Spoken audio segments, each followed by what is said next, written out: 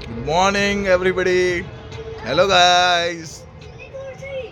જુઓ 14 જાન્યુઆરી 2026ની સવાર પડી ગઈ છે અને અમે અમારા ધાબા ઉપર પતંગ સાથે પહોંચી ગયા છીએ અને જુઓ અમારો આ હેત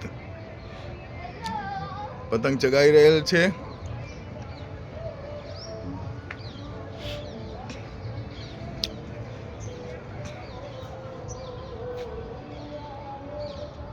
હેલો કહી દે. હેલો. જો એની પતંગ મસ્ત મજાની આકાશમાં છેક દૂર દૂર સુધી પહોંચી ગઈ છે.